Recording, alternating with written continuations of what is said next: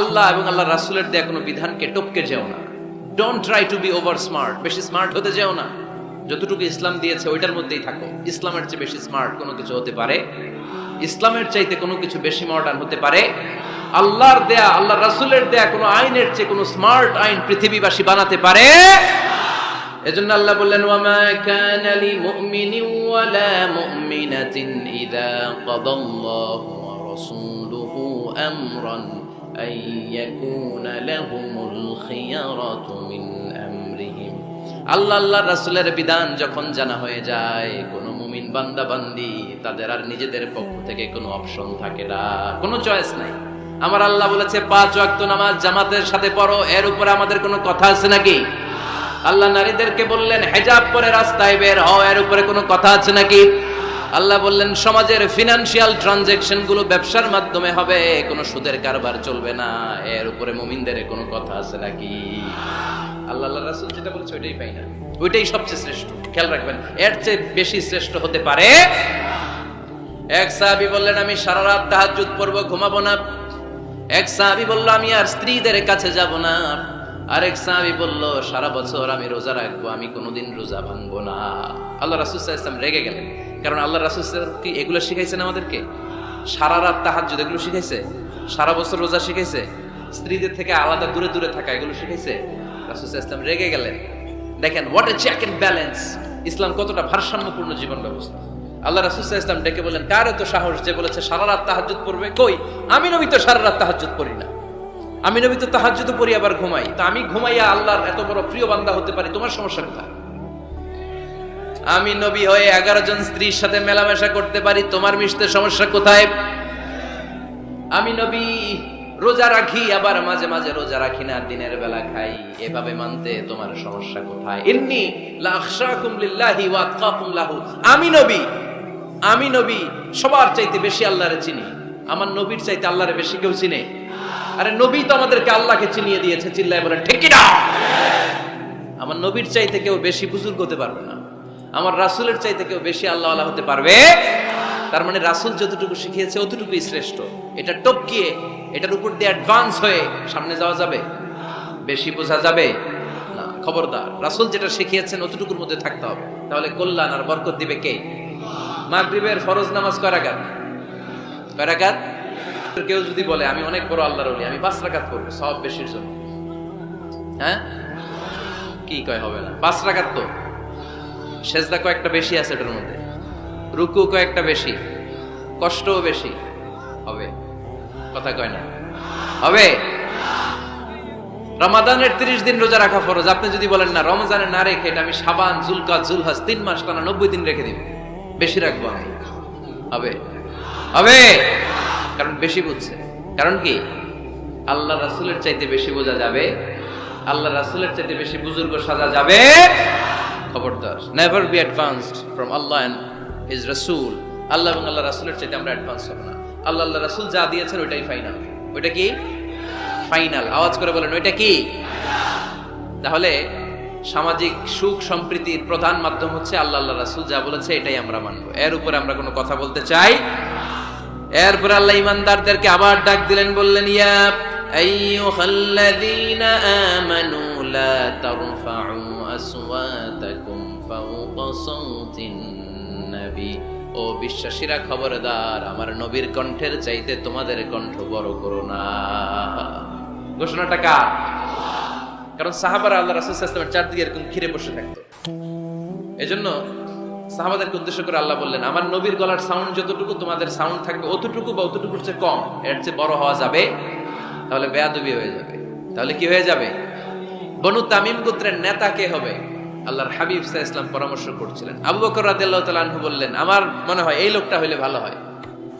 ওমরে ফারুক বলেন না, উনি না, আমার মতে এই লোকটা হইলে ভালো। সাইয়েদনা আবু বকর বললেন আরে না ওমর, তুমি বুঝো না, আমি যার কথা বলেছি সে হলে সবচেয়ে ভালো, তার মধ্যে নেতৃত্বের গুণ আছে। সাইয়েদনা ওমরে ফারুক বলেন না, আপনি বুঝেন নাই, আপনার চেয়ে আমি ভালো বুঝছি, আমি যারে বলেছি সেই হবে নেতা। তর্ক আছে না নাই? এই তর্ক, কথার নাম কথা, কথার পিঠে কথা করতে করতে করতে করতে ওনাদের মধ্যে একটা ঝগড়ার একটা ভাব, বিশ্বনবী বসা, এই ঝগড়া করতে করতে সাউন্ড বড় হয়ে গেছে, এই উনি হবে, উনি বলে না উনি হবে, বিশ্বনবীর কণ্ঠের চাইতে কণ্ঠ উঁচু হয়ে গেল, আরশের উপর থেকে একটা ধমক দিলেন কে? আল্লাহ বললেন, খবরদার লা তারফাউ আসওয়াতাকুম ফাওকা সাউতিন নবী, নবীর কণ্ঠের চাইতে কণ্ঠ উঁচু করো না। ওয়ালা তাজহারু লাহু বিল কওলি কাজহারি বা'দিকুম লিবা'দ আন তাহবাতা আমালুকুম ওয়া আনতুম লা তাশউরুন। নবীর কণ্ঠের চাইতে তোমাদের কণ্ঠ যদি উঁচু হয়ে যায়, তোমাদের সব নেক আমলগুলো আমি আল্লাহ বাতিল করে দেব। ধমকটা ছোট না বড়? ছোট না বড়? মনোযোগ আছে আপনাদের? যদি নবীর কণ্ঠের চাইতে তোমাদের কণ্ঠ বড় হয়, জীবনে যত ইবাদত করছো সব বাতিল। নামাজগুলো বাতিল, কাজে আসবে না। হজ করছো বাতিল, রোজা রেখেছো বাতিল, সব বাতিল। বেয়াদবি করেছো নবীর সাথে, চিল্লায় বলেন ঠিক কিনা? নবীর কণ্ঠের চাইতে নিচু হতে হবে কণ্ঠ। এই আয়াত আসার পরে সাহাবারা তো এমন ভয় পেলেন, এবার নবীর কাছেই কেউ আসে না। সুবহানাল্লাহ কইবেন না? ভয়ে আসে না, ভয়ে না জানি আমার কণ্ঠ আবার নবীর কণ্ঠের চাইতে উঁচু হয়ে যায়। ওমরে ফারুক রাদিয়াল্লাহু তাআলা আনহু ডানে ঘুরে বায়ে ঘুরে কাছে আসে না। আবু বকর রাদিয়াল্লাহু তাআলা আনহু ডানে ঘুরে বায়ে ঘুরে কাছে আসে না। আল্লাহর হাবিব ওমরে ফারুককে ডাকলেন, এই ওমর সামনে আসো, এদিকে আসো। ওমরে ফারুক আসলেন, কিন্তু ওমরে ফারুক এত আস্তে আস্তে কথা বলেন, বিশ্বনবী ওমরে ফারুকের কথা কানে শোনে না। সুবহানাল্লাহ নাই? এত আস্তে আস্তে ওমরে ফারুক কথা বলেন, বিশ্বনবী শুনতে পান না। ওমর কি বললা, একটু জোরে বলো না। ওমরে ফারুক একটু জোরে বললেন, তাও শুনেন না। বিশ্বনবী বললেন, আরেকটু সাউন্ড বড় করে বলো, আমি তো শুনি না, জোরে বলো। ভয়, কারণ কণ্ঠ যদি উঁচু হয়ে যায় আমার নবীর কণ্ঠের চাইতে, জীবনের সব ইবাদত শেষ। এজন্য কথা কওয়ার দরকার নেই, ইবাদতগুলো ঠিক থাকে, আওয়াজ করে পড়তে হবে আল্লাহু আকবার। তাহলে 2 নাম্বার গাইডলাইন, লা তারফাউ আসওয়াতাকুম ফাওকা সাউতিন নবী, নবীর কণ্ঠের চাইতে কণ্ঠ উঁচু করো না। আপনারা হজ উমরা করেছেন কে কে দেখি? মাশাআল্লাহ, হাত নামান। যারা আমরা করি নাই, আমরা আল্লাহর কাছে কামনা করি, আল্লাহ আমাদেরকেও তুমি যাওয়ার তৌফিক দাও। আমরাও যেন আমার নবীর কবরের সামনে দাঁড়িয়ে নবীর সালাম করতে পারি, তৌফিক দাও। আমরাও যেন রাউদাতুম মিন রিয়াদিল জান্নাহে ঢুকে 2 রাকাত নামাজ পড়তে পারি, তৌফিক দাও। তোমার ঘরটা যেন তাওয়াফ করতে পারি, তৌফিক দাও। মক্কা মদিনার ঐতিহাসিক জায়গাগুলো যেন দেখে হৃদয়টাকে ঠান্ডা করতে পারি, আল্লাহ তৌফিক দাও। তো যারা গিয়েছেন তারা জানেন, মসজিদে নববীতে নামাজের পরে আপনারা যখন পূর্ব দিকে, প্রথম কাতারের পূর্ব দিকে সবাই লাইন ধরে যেতে যেতে প্রথমে বাম দিকে পড়ে রাউদাতুম মিন রিয়াদিল জান্নাহ, জান্নাতের বাগান সমূহ থেকে একটা বাগান। পুরো মসজিদে নববীর কার্পেটের এক কালার, ওই রাউদাতুম মিন রিয়াদিল জান্নাহর কার্পেটের আরেক কালার। আল্লাহ রাসূল সাল্লাল্লাহু আলাইহি ওয়াসাল্লামের ঘর আর মিম্বার এতটুকু জায়গাকে অন্য কালারের কার্পেট দেয়া হয়েছে। এটা দুনিয়ার মুখে জান্নাতের টুকরার মধ্যে থেকে একটা টুকরা। সুবহানাল্লাহ। হাজিরা খুব ভিড় করে এখানে নামাজ পড়ার জন্য। এটা বাম দিকে পাবেন। এরপরে যেতে যেতে কিছু দূর যাওয়ার পরেই বাঁ দিকে পাবেন বিশ্বনবী সাল্লাল্লাহু আলাইহি ওয়াসাল্লামের কবর, আল কবর আশ শরীফ। আমার নবী এখানে শুয়ে আছেন। যেই নবীর কথা আজীবন ওয়াজে শুনলেন, যেই নবীর নামাজের তাশাহুদে বসে সালাতু সালাম পড়ে শোনা, যে নবীর জন্য দেহের তাজা রক্ত আমরা বিলিয়ে দিতে রাজি, ওই নবীর কবরের সামনে যে যখন দাঁড়াবেন আর ভাববেন আমার আর নবীর থেকে ব্যবধান 5-6 হাত, এখানে আমার নবী শুয়ে আছে, এখানে আমি, আপনি কি ধৈর্য ধারণ করতে পারবেন? কথা বলেন, নিজেকে সামলে রাখতে পারবেন? আমার নবীর কোন উম্মত প্রথম যখন উমরা করতে যায়, হজ করতে যায়, নবীর কবরের সামনে দাঁড়িয়ে নিজেকে সামলে রাখতে পারে না, চিৎকার দিয়ে কান্না আসে, চোখ দিয়ে ধা ধা করে অশ্রু ঝরে। যেই নবীর ভালোবাসা আমার হৃদয়ের মধ্যখানে, আমার নবী নাকি শোয়া আছে এই জায়গায় আমার নবী শোয়া, সহ্য হয় না, বুক ফেটে চিৎকার আসে, কিন্তু চিৎকার দেয়া যায় না। কারণ যে আয়াতের তাফসীর আপনাদেরকে শোনাচ্ছি, এই আয়াতটা বিশ্বনবীর কবরের উপরে লেখা, লা তারফাউ আসওয়াতাকুম ফাওকা সাউতিন নবী। তুমি নবীর দরবারে এসেছো, এখানে বড় গলায় আওয়াজ করে কোনো কথা বলা যাবে না, চিল্লায় বলেন ঠিক কি না? এই আয়াতটা আজও লেখা নবীর কবরের উপর, লা তারফাউ আসওয়াতাকুম ফাওকা সাউতিন নবী। নবীর দরবার, এখানে চিৎকার চেঁচামেচি করে দুরূদ পড়া যাবে না, লাফালাফি করা যাবে না, ভদ্রভাবে আন্তরিকতার সাথে বিনয়ের সাথে নবীরে সালাম দিতে হবে। সুবহানাল্লাহ পড়ো। আল্লাহ রাসূল সাল্লাল্লাহু আলাইহি ওয়াসাল্লাম আমাদের থেকে বিদায় নিলেন, কিন্তু এই আয়াতের হুকুম আজও আছে না নাই? অনুরূপ ভাবে যারা আমাদের উস্তাদ, মা বাবা, আধ্যাত্মিক নেতা, ধর্মীয় গুরু, ইসলামী আন্দোলনের নেতা, তাদের সামনেও উচ্চবাচ্য করে আওয়াজ করা যাবে, তাদের সাথে ভদ্র ভাষায় কথা বলার দরকার আছে না নাই? তাহলে 2টা গাইডলাইন আমরা পেলাম। প্রথম গাইডলাইন হচ্ছে আল্লাহ রাসূল যা বলেছে এটাই ফাইনাল। এটাই কি? কথা বোঝে নাই? আল্লাহ রাসূল যা দিয়েছে সেটা কি ফাইনাল। আর 2 নাম্বার হচ্ছে নবীর কণ্ঠের চাইতে কণ্ঠ উঁচু করা যাবে? যাবে না। 3 নম্বরে আল্লাহ মুমিনদেরকে আবার ডাক দিলেন, বললেন ইয়া আইয়ুহাল্লাযীনা আমানু ইন জাআকুম ফাসিকুম বিনাবাইন ফাতাবায়ানু। কেউ যদি তোমাদের কাছে কোনো সংবাদ নিয়ে আসে, সংবাদটা বিশ্বাস করার আগে যাচাই করে নাও। আদেশটা কার? জোরে বলেন। আমরা কিছু শুনলেই বিশ্বাস করি, এরকম আছে না নাই? যা শুনে তাই বিশ্বাস করে, এরকম করা যাবে? তো কি করবেন তাইলে? হ্যাঁ, কি করতে হবে? ঠিক না বে ঠিক? হ্যাঁ, ঘটনাটা ঠিক না বে ঠিক, এটা আমাদেরকে যাচাই করতে হবে। You have to justify the news, you have to verify the report, whatever you found in social media or Facebook, don't share. Think twice before you share, man. Share করার আগে 2 বার ভাববেন যে শেয়ার করব কি করব না। একটা কিছু পাইলে শেয়ার মেরে দেয়, সে দিচ্ছে শেয়ার, তার বন্ধু দেয় শেয়ার, পুরো ফেসবুকের মধ্যে মারামারি আছে না নাই? আসলে এরকম কিছু ঘটেই নাই, আছে না নাই? খবরদার। আমরা খুব খুব বেশি পছন্দ করি রুমর, গুজব ছড়ানোর জন্য বাংলাদেশের পৃথিবীতে 1 নাম্বার। আমাদের চেয়ে কেউ বেশি গুজব ছড়াতে পারে? আমরা কি গুজব মানবো? গুজব এটারে আজকে আমরা নো বলে দিব। নো।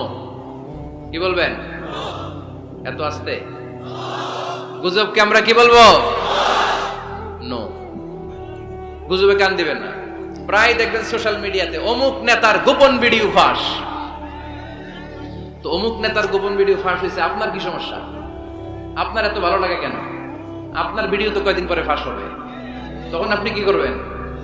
এই সমস্ত আজে বাজে কাজে যাবেন না। অমুক নেতার কি ফাঁস হয়েছে, কি গোপন ভিডিও, কি স্ক্যান্ডাল, এগুলো নিয়ে কখনো মুমিনদের মাথা ব্যথা থাকতে পারে? মুমিন চাইলেই যে কোনো জিনিস শেয়ার দিতে পারে না। আপনি লা ইলাহা পড়েছেন, এই লা ইলাহা যেন তেন কোনো বাণী নয়। এই লা ইলাহার ঘোষণা দিয়ে যে মুমিন হয়, তার হাতগুলো আল্লাহর কাছে একেবারে সারেন্ডার, তার জিহ্বাটা সারেন্ডার, তার চোখগুলো সারেন্ডার, তার কানগুলো সারেন্ডার। সে চাইলেই মন যা চায় তা করতে পারে না, ঠিক কি না? আপনার কান দিয়ে যা শুনতে মন চায় শুনতে পারবেন? কেন পারেন না? কারণ আপনি মুমিন, ঠিক কি না? চোখ দিয়ে যা দেখতে মন চায় দেখা যায়। যেন কানে শুনি সদা তোমার কালাম, এ খোদা চোখে যেন দেখি শুধু কোরআনের আয়াত। শোনো আমার মুনাজাত, শোনো শোনো ইয়া ইলাহি আমার মুনাজাত, শোনো আমার মুনাজাত। পড়েন আমিন। তাহলে ফাতাবায়ানু, নিউজ একটা শুনলেই আমরা শেয়ার দিব না ভাই, আমরা একটু চেক করব, ক্রস চেক, ডাবল চেক, নির্ভরযোগ্য তথ্যসূত্র তালাশ করব যে আসলে এই ঘটনাটা ঘটছে কিনা। 100% যখন আপনি confirm, then you may share in Facebook, that's not a big deal. দেন শেয়ার দেন, জনসচেতনতার জন্য শেয়ার দেন, সমস্যা নাই। কিন্তু না জেনে শেয়ার দেওয়া যাবে? কথা বলেন। আল্লাহ রাসূল সাল্লাল্লাহু আলাইহি ওয়াসাল্লামের জীবনে এরকম একটা ঘটনা ঘটেছিল। হারিস বিন মিরার রাদিয়াল্লাহু তাআলা আনহু বনুল মুস্তালিকের যুদ্ধে জেতার পরে হারিস বিন মিরারকে বিশ্বনবী দায়িত্ব দিলেন যে হারিস বিন মিরার, তুমি এই এলাকার নেতা, কি করতে হবে আমাদের? বিশ্বনবী বললেন নামাজ পড়বা, রমাদানের রোজা রাখবা, যাকাত আদায় করবা। মিরার বলে তাহলে যাকাত নেন। বিশ্বনবী বললেন না, 1 বছর পূর্ণ হওয়ার পরে যাকাত দিতে হয়। যাকাত কয় বছর পর পর? যাকাত প্রতিদিন দেয়া লাগে। হালানিল হাউল, 1 বছর যখন হবে আমি আমার সাহাবী পাঠাবো মদিনা থেকে, তখন দিয়ে দিও। বিশ্বনবী চলে গেলেন। 1 বছর পরে এক সাহাবীকে রেডি করলেন, যাকাতের সম্পদ নিয়ে আসো বনুল মুস্তালিকের পক্ষ থেকে। ওই সাহাবীর নাম হচ্ছে ওয়ালিদ ইবনে উকবা। বিশ্বনবী ডেকে বললেন, ওয়ালিদ যাও, 1 বছরের সময় অতিক্রান্ত হয়েছে, বনুল মুস্তালিকের লোকদের যত যাকাতের সম্পদ জমা হয়েছে নিয়ে আসো। সাইয়েদনা ওয়ালিদ ইবনে উকবা যখন সম্পদ আনার জন্য বের হলেন, ওইদিকে বনুল মুস্তালিকের লোকেরা শুনতে পেল বিশ্বনবীর পাঠানো সাহাবী উনাদের এলাকায় শুভাগমন করবে। ওই সাহাবীকে লাল গাড়ি চারা সংবর্ধনা দেওয়ার জন্য সেনাবাহিনী সহ পুরো এলাকা থেকে সব সৈন্যবাহিনী সহ তারা মরুভূমির মধ্যে এসে দাঁড়িয়ে রয়েছে। সুবহানাল্লাহ পড়া। নবীর সাহাবীর আগমন হবে, নবীর সাহাবীর শুভাগমন। উনি এসে আমাদের এলাকার যাকাতের টাকা কালেকশন করে নিয়ে যাবে, ওনাকে সংবর্ধনা দিব, বের হও। তলোয়ার নিয়ে, ঘোড়া নিয়ে, গার্ড দিয়ে আমরা দাঁড়িয়ে থাকি। তো মরুভূমিতে সবাই দাঁড়ায় আছে। আল ওয়ালিদ ইবনে উকবা মদিনা থেকে বিশাল রাস্তা পাড়ি দিয়ে যখন বনুল মুস্তালিকের এলাকার কাছাকাছি দূর থেকে দেখে তলোয়ার নিয়ে লোকজন দাঁড়ায় আছে। কি নিয়ে দাঁড়ায় আছে? উনি ভাবছে আমারে মারার জন্য দাঁড়ায় আছে। উনি মনে মনে ভাবলেন বিশ্বনবী পাঠালেন যাকাত নেয়ার জন্য, যাকাত পরে নিব, আগে জান সামলাই। কারণ এলাকার লোকেরা সব তলোয়ার নিয়ে সেনাবাহিনী সহ দাঁড়ানো। আসলে কথাটা কি ঠিক? মারার জন্য দাঁড়ায় আছে কি জন্য? সম্মান দেওয়ার জন্য, ওয়েলকামিং রিসেপশন দেওয়ার জন্য। উনি ভাবলেন আমারে কচু কাটা করবো, এক কাজ করি, ওদিকে না যে অ্যাবাউট টার্ন উল্টা করি। যেই চিন্তা ওই কাজ। সাহাবী আল ওয়ালিদ ইবনে উকবা উল্টা ঘুরে গেলেন, মন্দ ধারণা নিয়ে ফিরে যেয়ে বিশ্বনবীরে বললেন, নবী আপনি আমার মায়ের খাওয়ার জন্য পাঠাইছিলেন, যাকাত আনার জন্য পাঠিয়েছেন, কিন্তু তারা যাকাত তো দিবেই না, আমারে হত্যার জন্য তলোয়ার নিয়ে দাঁড়িয়েছিল গো নবী। কথা কি সত্য? উনি ভুল বুঝতে পারছেন। উনি ভুল বুঝেছেন, না বুঝে ভুল কথায় বিশ্বনবীর কাছে প্রচার করে দিলেন। আল্লাহর হাবিব সাল্লাল্লাহু আলাইহি ওয়াসাল্লাম সহজ সরল মনা নবী, সাহাবী তো আর মিথ্যা বলবেন না। বিশ্বনবী বিশ্বাস করলেন। বিশ্বাস করে খালিদ ইবনে ওয়ালিদের নেতৃত্বে 1000 সৈন্যের অভিযান পাঠালেন। বললেন যাও, যে দেখো ঘটনা কি, ঘটনা সত্য হলে অভিযান চালাও। আল্লাহ বলেন নবী অভিযান করে চালায়, একটু থামেন। ফাতাবায়ানু ইন জাআকুম ফাসিকুম বিনাবাইন ফাতাবায়ানু। নবী ওয়ালিদ এসে আপনার কাছে দেই তথ্য প্রচার করেছে, তথ্যটা সঠিক নয়, আগে যাচাই করেন, তারপরে অ্যাকশনে যান। ঠিক কি না? আমরা ডাইরেক্ট অ্যাকশন মারি। আমরা কি করি? Action action, direct action. সত্য না মিথ্যা ধার ধারি না। আল্লাহ বললেন নবী অভিযান চালাবেন না। ওয়ালিদ যেই কথা আপনারে বলেছে এই কথাটা সত্য নয়। আন তুসিবু কওমান বিজাহালাতিন ফাতুসবিহু আলা মা ফাআলতুম নাদিমিন। আপনি যদি ওই মুসলমানদের এলাকায় না জেনে অভিযান পাঠান, এই অভিযানে যদি কেউ মারা যায়, প্রত্যেকটা মৃত্যুর দায়ভার কিন্তু আপনার কাঁধেই বর্তাবে গো নবী। ঠিক কি না? এই যে আপনি চেক না করে, জাস্টিফাই না করে, নিশ্চিত না হয়ে, ওয়ালিদের কথায় বিশ্বাস করে বনুল মুস্তালিককে অ্যাটাক করার জন্য 1000 সৈন্যবাহিনী পাঠালেন। ওরা যদি আক্রমণ করতো, কেউ যদি মারা যেত, এই দায়ভার কার? আমার নবীর। ঠিক কিনা? নবীকে শিখানোর মাধ্যমে আল্লাহ তাআলা গোটা উম্মাহকে শিখাই দিলেন, ইন জাআকুম ফাসিকুম বিনাবাইন ফাতাবায়ানু। কেউ যদি খবর নিয়ে আসে, শুনেই বিশ্বাস করো না, আগে যাচাই করো, আগে চেক করো, তারপরে বিশ্বাস করবা। ঠিক কিনা? তাহলে এখন থেকে একটা কিছু শুনলে বিশ্বাস করবেন। 4 নম্বরে আল্লাহ বললেন লা ইয়াসখার কওমুন মিন কওম। কেউ কাউরে ঠাট্টা করব না আমরা, অবজ্ঞার সুরে কোনোদিন কাউরে কোনো কথা বলবো না। এরপরে 5 নম্বরে আল্লাহ বললেন ওয়ালা তালমিজু আনফুসাকুম। খবরদার তোমরা অন্যের দোষ খোঁজো না, দোষ খুঁজবা নিজেদের। কিন্তু সমাজে আমরা অন্যের দোষ খুঁজি কি খুঁজি না? 5 নাম্বার ওয়ালা তালমিজু আনফুসাকুম, নেভার ডিসফেম ইচ আদার। একে অপরের দোষ খোঁজো না।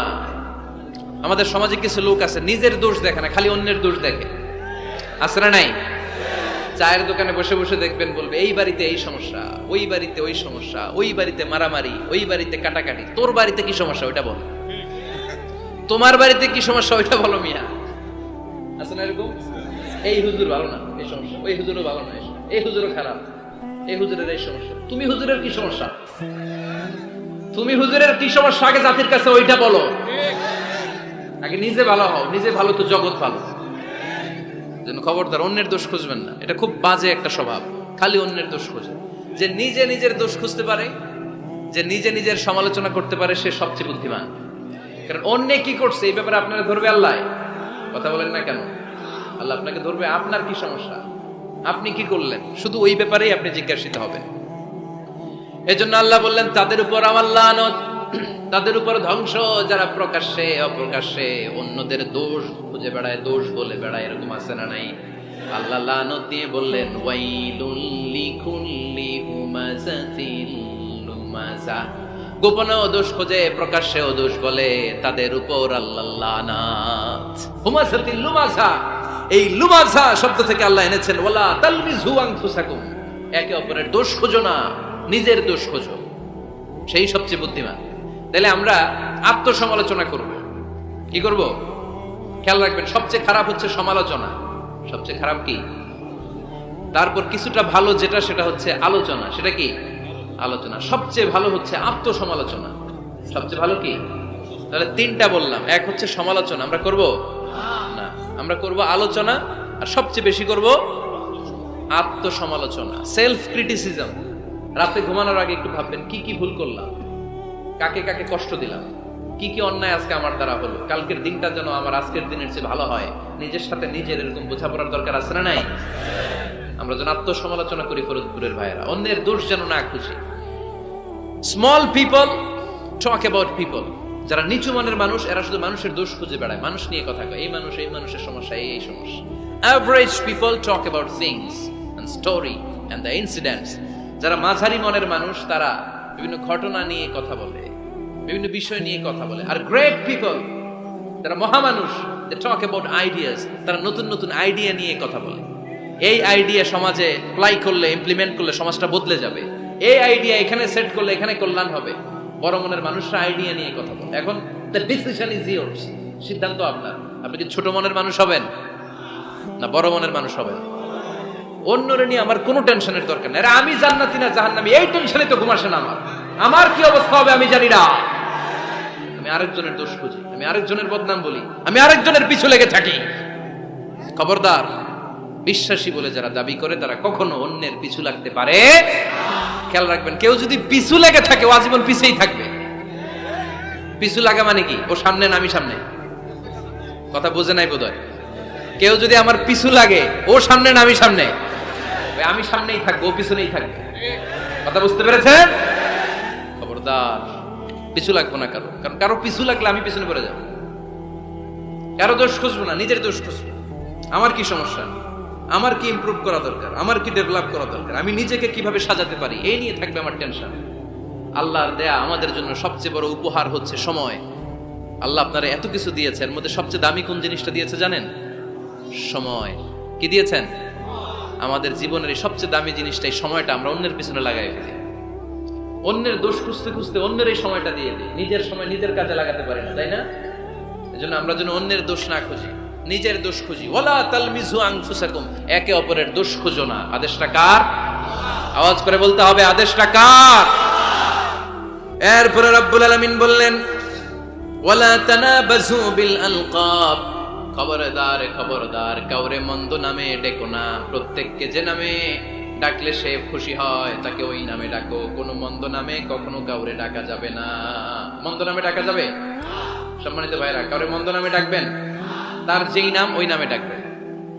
যে নামে সে নিজেকে ডাকলে পছন্দ করে তাকে ওই নামে ডাকবেন। মন্দ নামে কাউরে ডাকা যাবে না। এটা কবিরা গুনাহ। এটা কি গুনাহ? কবিরা গুনাহ। কারণ প্রত্যেকের নামটা প্রত্যেকের কাছে খুব প্রিয়, খুব আপন, খুব যত্নের, তাই না? ভাই আপনার নাম কি? উজ্জ্বল হোসেন। উজ্জ্বল নামে আরো মানুষ এই গ্রামে আছে না নাই? আপনার কাছে মনে হইতে পারে আরে উজ্জ্বল নামটা তো খুব স্বাভাবিক একটা নাম। উজ্জ্বল, কত উজ্জ্বল আছে এলাকায়। আপনার কাছে এরকমই লাগে, কত উজ্জ্বল, কিন্তু ওনার কাছে উজ্জ্বল নামটা এরকম না। ওনার কাছে উজ্জ্বল নামটা স্পেশাল। উজ্জ্বল নামটা কি? স্পেশাল। কারণ এই নামে তাকে সবাই ডাকে। এই নামটা তার কাছে খুব আদরের, খুব যত্নের। হুজুর আপনার নাম কি? সুলাইমান ফারুকী। আপনার কাছে মনে হতে পারে আরে কত সুলাইমান তো জীবনে দেখি, কত সুলাইমান আছে বাংলাদেশে, 10,000 সুলাইমান আছে না নাই? আছে। তো আপনার কাছে এরকম মনে হয়, কিন্তু ভাইজানের কাছে কি এরকম মনে হয়? ভাইজানের কাছে সুলাইমানটা খুব দরদের, খুব প্রিয়, খুব আদরের। কারণ এই নামে ভাইজানকে সবাই চিনে, ঠিক কিনা? আমার নাম মিজান। আপনার কাছে মনে হতে পারে আরে এই নামের কত লোক আছে বাংলাদেশ, আছে না? কিন্তু আমার কাছে এই নামটা খুব দরদের। কারণ আমারে মিজান বললে আমি বলি কি, আরেকজনের ডাকলে আমি তাকাই, ঠিক কিনা? ভাবছি আমারে ডাকছে, কারণ এই নামটার প্রতি আমার একটা দুর্বলতা কাজ করে। এটা আমার পরিচয় বহন করে প্রত্যেকের কাছে। প্রত্যেকের নামটা এমন। এজন্য কারো নাম যখন নিবেন সুন্দরভাবে নিবেন। প্রত্যেকে প্রত্যেকের নামকে পছন্দ করে। তার প্রমাণ, কেউ কাগজ কলম পাইলেই দেখবেন নিজের নাম লেখে, সিগনেচার মারে, আছে না নাই? বিশেষ করে সাগরে ঘুরতে গেলে বালুর মধ্যে প্রত্যেকে প্রত্যেকের নাম লেখে, দেখবেন। দেখছেন? কক্সবাজারে ঘুরতে গেছেন কারা কারা দেখি? আচ্ছা, দেখবেন আমি অনেককে দেখেছি সাগর পাড়ে বালুর তীরে বালু পেলেই প্রত্যেকে নিজের নামটা লেখে, লেখে আবার লাভ চিহ্ন দেয়। এমনি বড় করে একটা কি দেয়, লাভ মানে কি, তার মানে আমার নামটারে আমি ভালোবাসি। প্রত্যেকে প্রত্যেকের নামটারে বড্ড ভালোবাসি। এজন্য কখনো এই রোহিঙ্গা, ফৈনির্বুদ এগুলো বলবেন আর।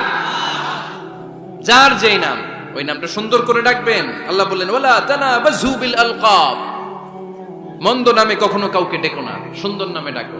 নামের বিকৃতি কবিরা গুনাহ। আমরা আমাদের দেশে এটা করি। কত সুন্দর নাম বাবা মা রেখেছে, আবু বকর, ওরে ডাকে বকইরা। কি ডাকে? বাবা মা রেখেছে আব্দুল ওয়াক্কাস, ওটাকে হ্যাঁ আকাইচা, এটা হইলো? এগুলো করবেন আল্লাহর নামের সাথে মিলায়। কি সুন্দর নাম, আব্দুল কুদ্দুস, ওরা কি ডাকে? হ্যাঁ, আজকে থেকে আর ডাকবেন? ডাকবেন আর? তাহলে আমরা প্রত্যেকে সুন্দর নামে ডাকতে রাজি আছি না নাই? এরপরে আল্লাহ 8 নম্বরে বললেন, ইয়া আইয়ুহাল্লাযীনা আমানু জতানিবু কাসীরাম মিনাল-যান ইন্না বা'দায-যান্নি, খবরদার আন্দাজ অনুমান করে কথা বলো না। ইজতানিবু কাসীরাম মিনাল-যান, অতিরিক্ত আন্দাজ আর অনুমান নির্ভর কথা থেকে বেঁচে থাকো। আদেশটা কার? আন্দাজে কোনো কথা আমরা বলবো না, অনুমান নির্ভর কথা বলবো না, কারণ ইন্না বা'দায-যান্নি ইস, বেশিরভাগ আন্দাজ অনুমান নির্ভর কথাগুলো মিথ্যা হয়, ফলে পাপ হয়, ঠিক কিনা? আপনি জীবনে যত আন্দাজ করে কথা বলেছেন তার বেশিরভাগই মিথ্যা, বেশিরভাগই ভুল। তাহলে আন্দাজ অনুমান নির্ভর কথা কোন মুমিন বলতে পারে? খবরদার আন্দাজ অনুমান নির্ভর কোনো কথা আমরা বলবো না। আল্লাহর হাবিব সাল্লাল্লাহু আলাইহি ওয়াসাল্লাম বলেছেন, ইয়াকুম ওয়াদ-যান ফা ইন্নায-যান্না আকযাবুল হাদিস, তোমরা ধারণা করা থেকে, অনুমান নির্ভর, আন্দাজ নির্ভর কথা থেকে বেঁচে থাকো, কেননা আন্দাজ নির্ভর কথাগুলো হচ্ছে মহাপাপ। আন্দাজে কথা বলা যাবে? আন্দাজ অনুমান নির্ভর কথা বলা যাবে না, কারণ আন্দাজ আর অনুমান কখনো সত্যের বিকল্প হতে পারে।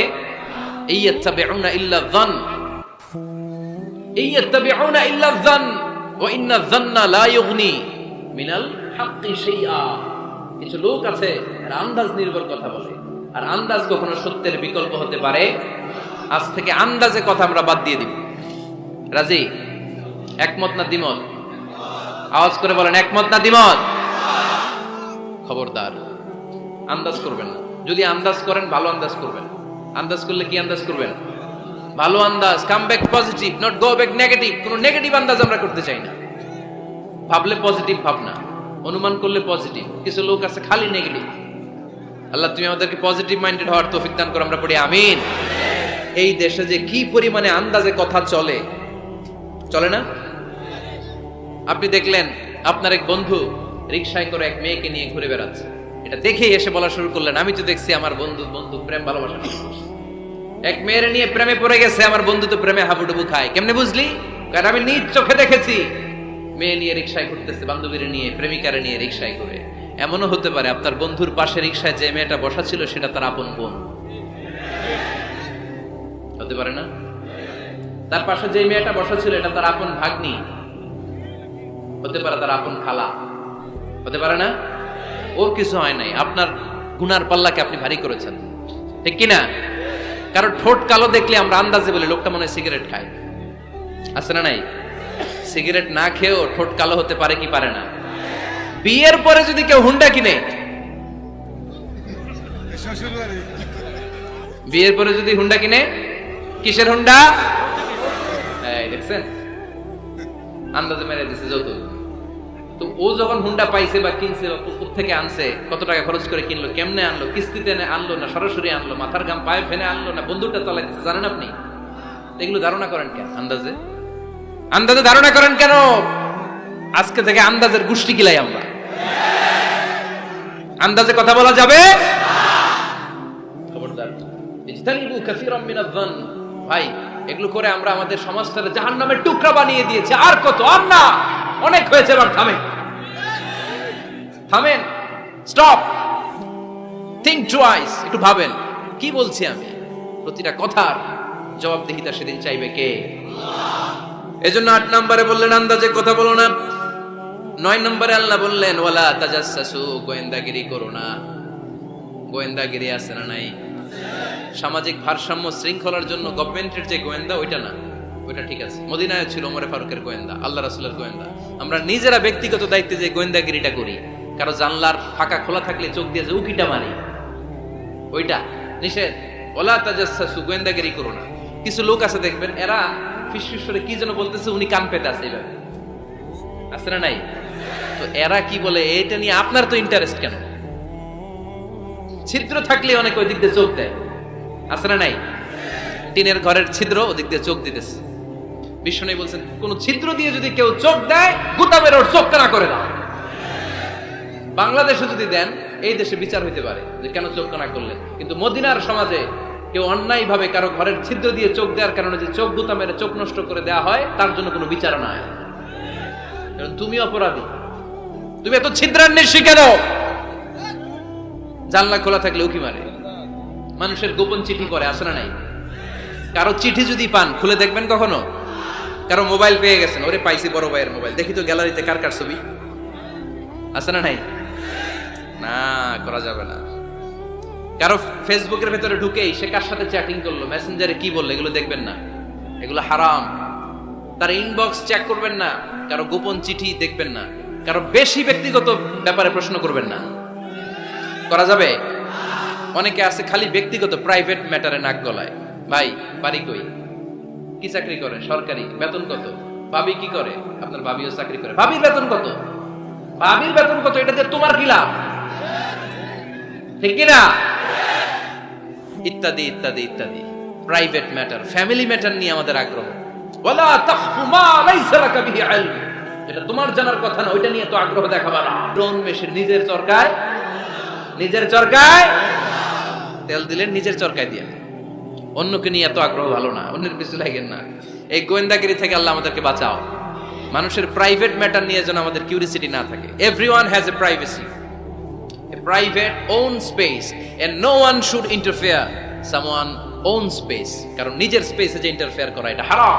সব শেষে আল্লাহ বললেন ওয়ালা ইয়াগতাব বা'দুকুম বা'দা আইয়ুহিব্বু আহাদুকুম আন ইয়াকুলা লাহমা আখিহি মাইতান ফাকারিহতুম। খবরদার খবরদার, একে অপরের গীবত করো না।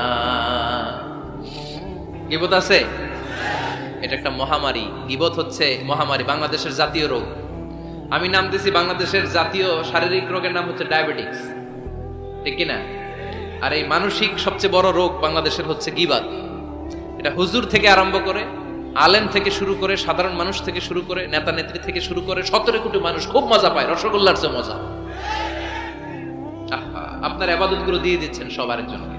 যার ব্যাপারে আপনি গীবত করতেছেন, আপনার হজ কষ্ট করে মিনায় ধাক্কাধাক্কি করে যে হজটা করছেন, ধাক্কাধাক্কি করে হাজরা আসওয়াদের চুমুটা দিয়েছেন, আরাফাতের ময়দানে চোখের পানি যে কান্নাটা করেছেন, এই সব সবগুলো আপনি তার আমলনামায় তুলে দিয়েছেন।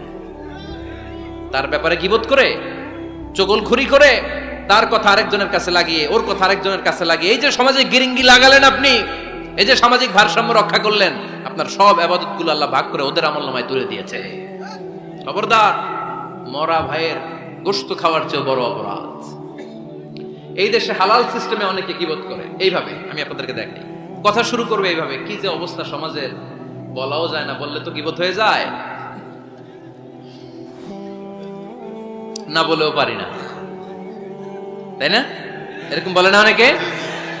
বললে তো কি হয়ে যায়? হ্যাঁ, বললে যদি গীবত হয়ে যায় তাহলে স্টপ। এতটুকু যেহেতু বুঝেন যে বললে গীবত হয়ে যায়, তখন স্টপ। আওয়াজ করে বলেন, তখন স্টপ। মেরাজ রজনীতে বিশ্বনবী দেখলেন রিজালান, কিছু লোক, লাহুম আসফারুন মিন নুহাস, তামা দিয়ে তৈরি আঙ্গুল, এই আঙ্গুলগুলো দিয়ে তারা ইয়াখদাশুনা উজুহাহুম ওয়া সুদুরাহুম, নিজেদের লোহার আঙ্গুল দিয়ে, তামার আঙ্গুল দিয়ে নিজের গালের গোশত, নিজের বুকের গোশতগুলো টেনে টেনে ছিঁড়ে ছিঁড়ে খাচ্ছে। বিশ্বনবী বললেন, জিবরিল মানহুম ইয়া জিবরিল, ও জিবরাইল আমাকে তুমি বলো এরা কারা? সাইয়েদনা জিবরাইল বললেন, হুম আহলুল গীবাতি মিন উম্মতিক, আপনার উম্মতের মধ্যে যারা দুনিয়ার বুকে গীবত করত এই লোকগুলো হলো তারা। চায়ের দোকানে এগুলো খুব চলে, এর কথা ওর কানে, ওর কথা এর কানের কোটে গিরিঙ্গি লাগায়, আছে না নাই? এগুলো করবেন? গীবত কাকে বলে? যিকরুকা আখাকা বিমা ইয়াকরাহ, সহিহ হাদিস। ভাইয়ের ব্যাপারে এমন কথা বলা যেটা শুনলে, তার অনুপস্থিতিতে এমন কোনো কথা বলা যেটা শুনলে সে মনে কষ্ট পাবে। বলবেন এগুলা? স্পেসিফিক কিছু কাজে বলতে পারেন, যেমন সমাজে কেউ দুর্নীতি করতেছে, খুব খারাপ কাজ করতেছে, সমাজটাকে শেষ করে দিয়েছে, তার বিরুদ্ধে জনমত তৈরি করার জন্য বলতে পারেন।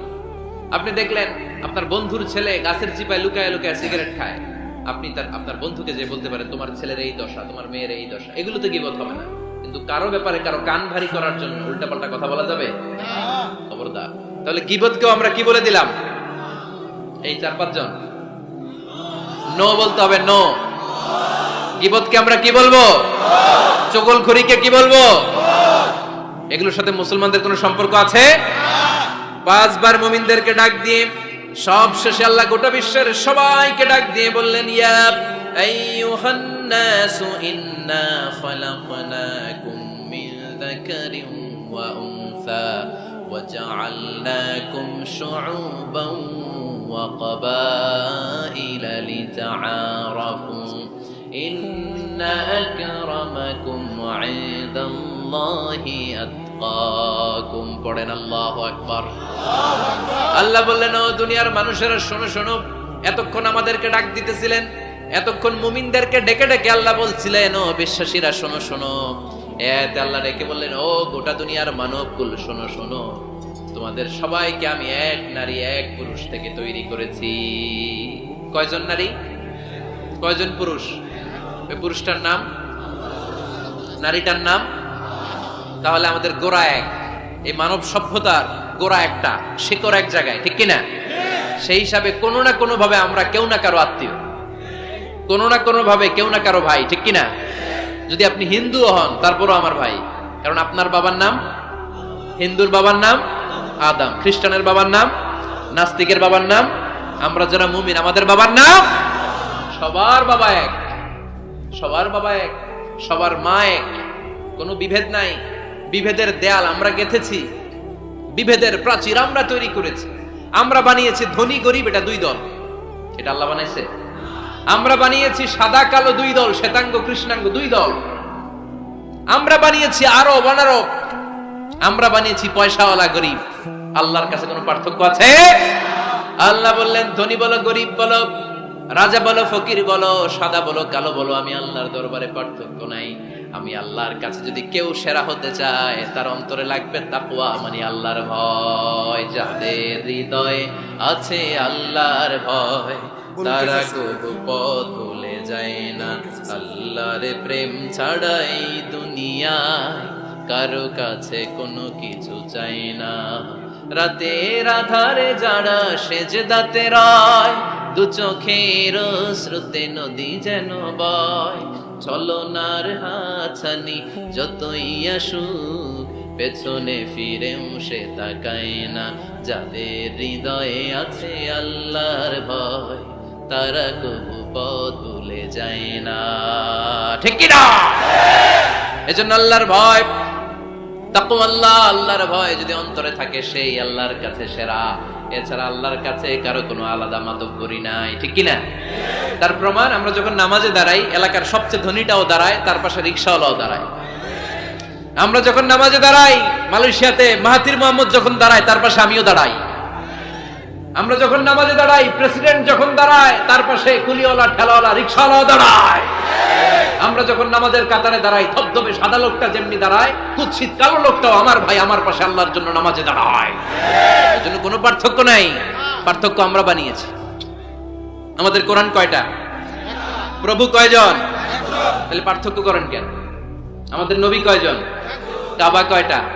তাহলে পার্থক্য করলেন কেন? আমরা এক হতে চাই, আমরা বিচ্ছিন্ন থাকতে চাই না, কাদা ছোড়াছুরি করতে চাই না, আমরা মিলে যেতে চাই। মিলতে চান? মিলতে চান? মনে রাখবেন প্রিয় ভাইয়েরা, যদি আমরা একা থাকি তখন আমরা ব্যক্তি, খেয়াল করে শুনুন, যদি আমরা একা থাকি তখন আমরা ব্যক্তি, যখন আমরা সবাই মিলি তখন আমরা শক্তি। এজন্য ঐক্যের কোনো বিকল্প নাই, ভ্রাতৃত্বের কোনো বিকল্প নাই, আমাদের মাঝে কোনো ভেদাভেদ নাই, আমরা সবাই এক, আমাদের রব একজন, চিল্লায় বলেন ঠিক কিনা? এজন্য এই বিভেদের দেয়াল, বিভেদের প্রাচীরকে ভেঙে গুড়িয়ে দেন, ঐক্যের পথে যেন আমরা হাঁটি, আমরা যেন কাদা ছোড়াছুরি না করি। আর সামাজিক ভারসাম্য, সুখ, সমৃদ্ধি এগুলোকে অটুট রাখার জন্য আল্লাহ যে সামাজিক 10টা মোরাল এন্ড এথিক্যাল গাইডলাইন দিয়েছেন, এগুলো যেন আমরা মেনে চলতে পারি। রাজি আছেন সবাই? 10টা গাইডলাইনের উপর আমল করা যাবে না?